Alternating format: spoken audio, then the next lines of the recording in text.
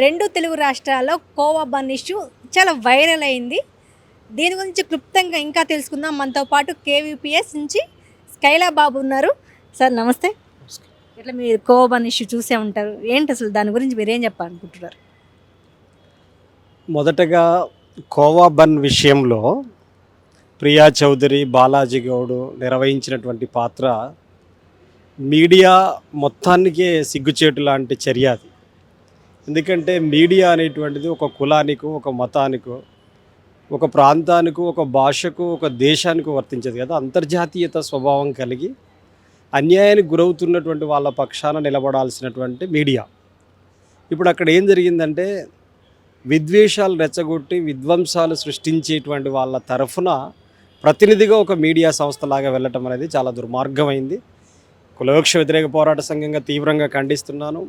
మొట్టమొదటి విషయం, ఎక్కడ ఆహారం కల్తీ ఉన్నా ఒక మీడియా ప్రతినిధిగా డెమోక్రటిక్ రైట్గా చట్టబద్ధంగా పై అధికారులకు సమాచారం ఇచ్చే విధంగా ఉండొచ్చు, తప్పు కాదు. కానీ ఒక మీడియా ప్రతినిధి అంటే ఒక పోలీస్ హెజముని ప్రదర్శించేటువంటి పద్ధతులలో వ్యవహరించినటువంటి తీరు సరైనటువంటిది కాదు. చిరు వ్యాపారి ముస్లిమా, క్రైస్తవుడా, హిందువా అనేటువంటిది మతాల ప్రాతిపాదికన ఉండదు. ఆకలికి కులం ఉండదు, ఆకలికి మతం ఉండదు. చిరు వ్యాపారి అనేటువంటి వాళ్ళు తమ పొట్ట నింపుకోవడానికి సుదూర ప్రాంతాల్లోకి వెళ్ళైనాలే కానీ చిన్న చిన్న వ్యాపారాలు చేసుకొని వాళ్ళ పొట్ట పోషించుకునేటువంటి చిరు వ్యాపారులు. వీళ్ళకు చిత్తశుద్ధి ఉంటే, ఈ ప్రియా చౌదరికి కానీ అట్లాగే బాలాజీ గౌడ్కి కానీ చిత్తశుద్ధి ఉంటే ఇక్కడ స్టార్ హోటల్స్ ఉన్నాయి, చాలా చాలా పెద్ద పెద్ద రెస్టారెంట్లు ఉన్నాయి, చాలా హోటళ్ళు ఉన్నాయి. అందులో ఏం కల్తీ జరుగుతుందో ఎప్పుడైనా పోయారా? మీకు కనీసం ఎంట్రన్స్ ఉంటుందా లోపలికి?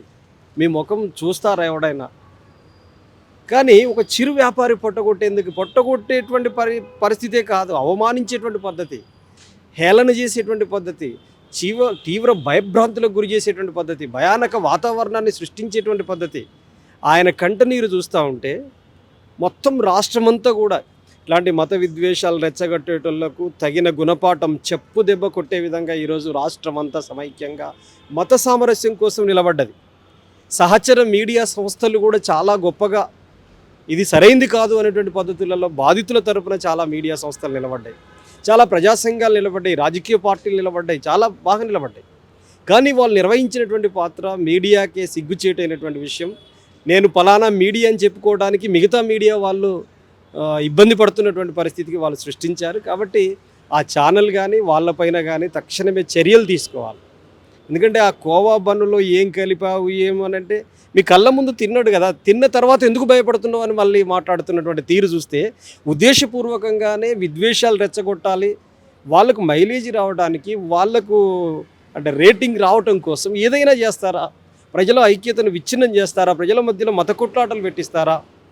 ఇప్పుడు అక్కడ మీరు ఒక 30-40 మంది మిగతా ఆర్ఎస్ఎస్ కార్యకర్తలు, విహెచ్పి కార్యకర్తలు మీ వెంట వచ్చి ఇది హిందూ ముస్లిం పంచాయతీగా మారితే ఎలా ఉంటుంది?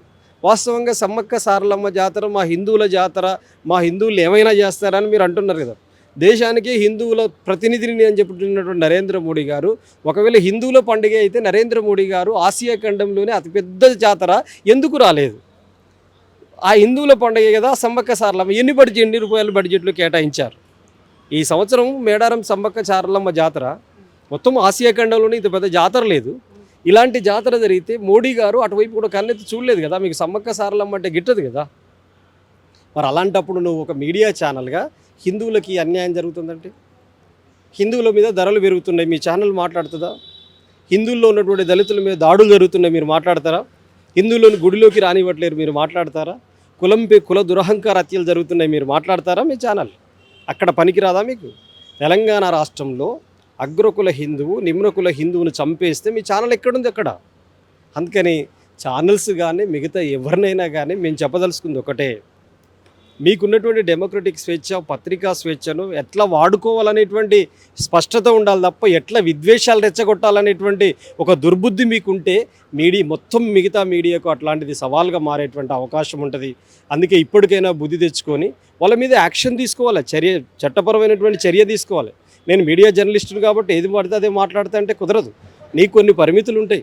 నీకు భావ ప్రకటన స్వేచ్ఛ ఎంత ఉంటుందో నీకు నువ్వు నిర్వర్తించాల్సిన విధులు కూడా కొన్ని ఉంటాయి నీకు. వాస్తవంగా నీ మీడియా మత విద్వేషాలు రెచ్చగొట్టే వీడియోని బహిరంగంగా చెప్పండి. మీరు హిందువుల తరపున అయితే చాలా హిందువులు ఎదుర్కొంటున్నటువంటి అన్ని రకాల సమస్యలను ఫేస్ చేయండి. హిందూ నిరుద్యోగులకు ఉద్యోగాల అవకాశాల గురించి మోడీతో కొట్లాడండి. మీరు పోయి ఏటా 2 కోట్ల ఉద్యోగాలు ఇస్తానండి, హిందువులకి ఇవ్వమనండి, ముస్లింలకు ఇవ్వమని నేను అడగట్లే. మరి హిందూ నిరుద్యోగుల కోసం ఏం మాట్లాడతలేరే మీరు? తెలంగాణ రాష్ట్రంలో 200 జిల్లాల్లో సాంఘిక బహిష్కరణ జరుగుతున్నాయి. మీరు ఎక్కడున్నారు? వాళ్ళెవరు ముస్లింలు కాదు, క్రైస్తవులు కాదు కదా. సాంఘిక బహిష్కరణ జరుగుతున్నాయి. నిర్మల్ జిల్లా, జగిత్యాల జిల్లా, కామారెడ్డి, నిజామాబాద్ జిల్లాల్లో జరుగుతున్నాయి. వీడీసీల పేరు మీద జరుగుతున్నాయి. అప్పర్ క్యాస్ట్కు సంబంధించినటువంటి హిందువులు లోయర్ క్యాస్ట్కు సంబంధించినటువంటి హిందువులనే కదా బహిష్కరించేది. తెలంగాణ రాష్ట్రంలో 143 కుల దురహంకార హత్యలు జరిగినాయి. ఎక్కడ స్పందించలేదు. పైగా నువ్వు హిందువులు అని చెబుతున్నటువంటి వాళ్ళు 2018లో మిర్యాలగూడలో ప్రణయ్ని హత్య చేస్తే మారుతిరావు తరపున, హంతకుల తరపున హిందూ సంఘాలుగా తిరుగుతున్నటువంటి విహెచ్పి బజరంగ్ దళ్ వాళ్ళ తరపున ర్యాలీ పెట్టారు నల్గొండలో.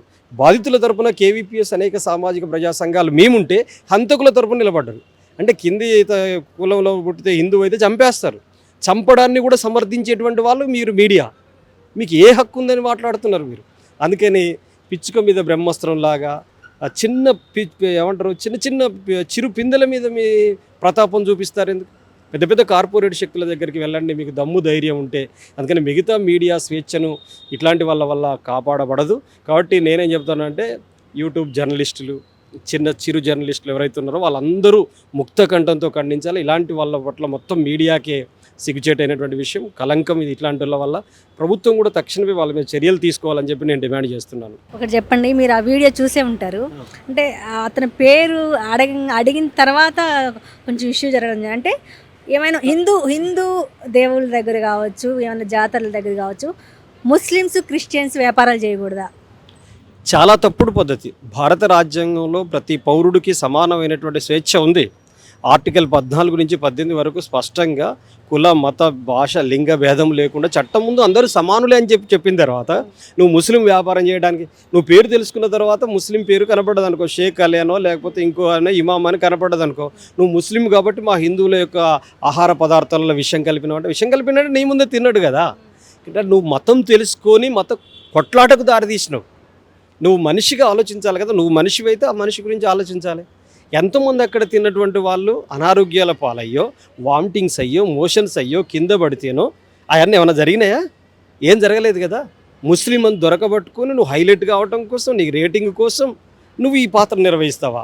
రేటింగ్ల కోసం దేనికైనా సిద్ధపడతావు అని చెప్పి అర్థమైపోయింది కదా. ఒక ఇష్యూని సాల్వ్ చేసేది మీడియాకు ఉండాలి తప్ప ఇష్యూలు సృష్టించేది, సమస్యను సృష్టించేవాడు మీడియా ప్రతినిధి ఎట్టయితాడు? సమస్యను పరిష్కరించడానికి తాను ఒక పాత్ర నిర్వహించాలి మీడియా అంటే. అందుకని తాను ముస్లిం అని తెలుసుకున్న తర్వాతనే హిందూ ముస్లిం మత కొట్లాట పెట్టడానికి వాళ్ళు ప్రయత్నం చేశారు. దీన్ని మొత్తం సమాజం ఖండించింది, హిందూ సంఘాలు కూడా ఖండించినాయి. చాలా తప్పు అని చెప్పింది. ఇట్లాంటి సమయస్ఫూర్తి ఎప్పుడైనా రావాల్సిన అవసరం ఉందనేది నేను తెలియజేస్తాను. జనసేన కూడా దీన్ని ఖండించడం జరిగింది. నాగబాబు అలీ ఎవరైతే వలి ఉన్నారో నాగబాబుని కలవడం కూడా జరిగింది. ఎట్లా జనసేన పార్టీ వలికి సపోర్ట్గా నిలబడింది అనుకోవచ్చా ఈ విషయంలో? వాళ్ళు ఎత్తుగడ రీత్యా మాట్లాడినాలే కానీ ఒక ప్రజాస్వామ్యబద్ధంగా వ్యవహరించారు. దాని పట్ల హర్షం వ్యక్తం చేయాల్సింది. వాళ్ళకు మనసులో ఏముందనేటువంటి తెలియదు. అదే ఇట్లాంటి లడ్డు ఇట్లాంటి వ్యవహారాలన్నీ జనసేన పార్టీ క్రియేట్ చేస్తుంది. హిందూ ముస్లిం పంచాయతీలు క్రియేట్ చేసేయడానికి నాగబాబు ఇక్కడ వలిని పక్కన పెట్టుకున్నాడు. నాగబాబు తమ్ముడు ఉన్నటువంటి ఉప ముఖ్యమంత్రి మాత్రం అక్కడ విద్వేషాలు రెచ్చగొట్టే పని మీద ఉన్నాడు. కాబట్టి వాళ్ళు ఎప్పుడు ఏం మాట్లాడతారనేటువంటి క్లారిటీ ఉన్నోళ్ళు కాదు, స్థిరత్వం ఉన్నటువంటి వాళ్ళు కాదు వాళ్ళు. ఎందుకంటే ఒకసారి నేను హేతువాదిని అంటాడు, చేగువేరని అంటాడు, కమ్యూనిస్టుని అంటాడు, మా నాన్న ఇట్లా అంటాడు, రకరకాల ముచ్చట్లు చెప్తాడు. కానీ ఆయన ఆచరణ వేరుగా ఉంటుంది. కాబట్టి ఆయన మనం అర్థం చేసుకోలేం. కానీ ఆ స్టేట్మెంట్ మాత్రం స్వాగతించాల్సిన విషయం. ఈ ఇష్యూలో దాదాపు అందరూ సామాన్య ప్రజలందరూ రియాక్ట్ అయ్యారు. అంటే అంటే ఇది ముందు జరిగే ఇష్యూకి ఇది ఎగ్జాంపుల్గా తీసుకోవచ్చా? అంటే కామన్గా ప్రజలు స్పందించరు చాలా వాటికి, కానీ జెన్యున్గా స్పందించారు ఈ ఇష్యూని. ముందు ప్రజలు ఇంకా చైతన్యవంతంగా ఉంటారంటారా? ప్రజల్లో మత కొట్లాటలు జరగాలని, కుల విద్వేషాలు రెచ్చగొట్టాలని ప్రజల్లో లేదు. వీటిని పనిగట్టుకొని తమ నిస్వార్థ రాజకీయ ప్రయోజనాల కోసం ప్రయత్నం చేస్తున్న కొన్ని సంఘాలు ఉన్నాయి. తమ ఓటు బ్యాంకును క్యాప్చర్ చేసుకోవాలి. మతం పెద్ద మతం కాబట్టి పెద్ద మతం యొక్క భావాలని పక్కన పెట్టుకుంటే మనం తప్ప అభివృద్ధి కానీ దేశం ఐక్యత కానీ, దేశంలో పేదరిక నిర్మూలన కానీ, నిరుద్యోగ నిర్మూలన కానీ ఇట్లాంటి ఒక దూరదృష్టి కలిగినటువంటి రాజకీయాల వైపు ప్రయాణం చేయకుండా మత కొట్లాటలు రెచ్చగొట్టడం ద్వారా తమ పబ్బం గడుపుకోవచ్చు అనుకునేటువంటి వాళ్ళకు చెంపపెట్టు లాంటి చర్యగా ఇది ఉంటుంది. వాళ్ళు మీడియా ఛానల్ అయినా, రాజకీయ పార్టీలైనా, సంస్థలైనా వాళ్ళందరికీ తగిన గుణపాఠాన్ని రెండు తెలుగు రాష్ట్రాల సమాజం అనేటువంటిది చెంపపెట్టులాగా, చెప్పుదెబ్బలాగా నిర్వహించినటువంటి పాత్ర స్వాగతించాల్సిన విషయం. భవిష్యత్తులో కూడా ఈ ఘటన ఆధారంగా భవిష్యత్తులో ఎవరు మత కొట్లాటలు పెట్టడానికి సిద్ధపడ్డాలే కానీ ప్రజలు చూస్తూ ఊరుకోరు అనేటువంటిది మాత్రం చెప్పండి.